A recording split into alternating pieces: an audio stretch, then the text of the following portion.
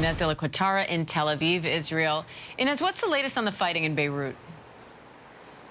Yeah, so Diane, I think the big headline today is the fact that Israel did strike central Beirut. That is the first time that's happened since 2006. So it is being viewed potentially as an escalation. The IDF says they were striking Hezbollah's intelligence headquarters. Lebanese officials say that at least 9 people were killed. But again, the first time they are striking central Beirut since 2006. I think there was a lot of skepticism when the limited incursion in Lebanon was first announced. There was, concerns that the operation could drag on, and the fact that the Israelis are now striking central Beirut is being viewed potentially as an escalation and just raising concerns that the conflict will intensify there in Lebanon.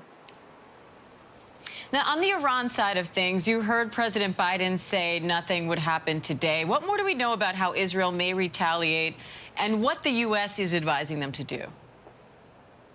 Yeah, so we know Israel's envoy to the UN has said the response would come soon. It is unclear, though, what that response will look like. So there has been talk about Israel going after Iran's nuclear capabilities.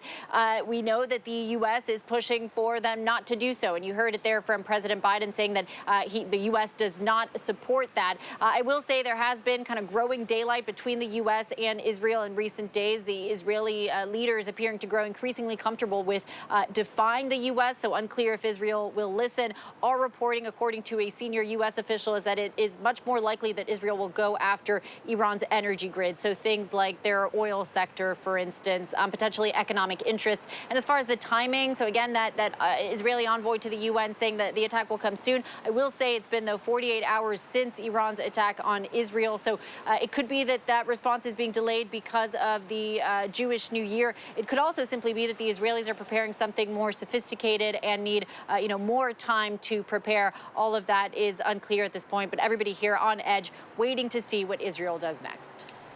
So how are people in Israel reacting to all of this?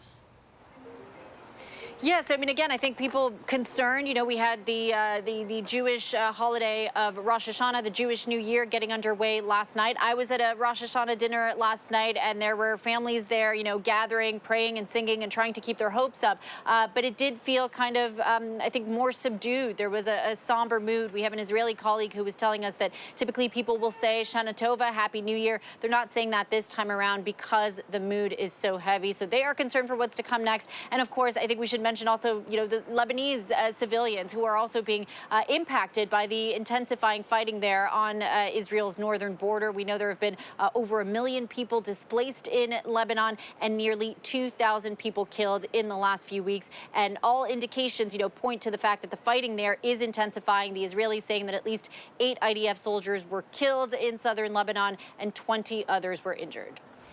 All right, ABC's Ines de La Cuetara in Tel Aviv, Israel. Thank you.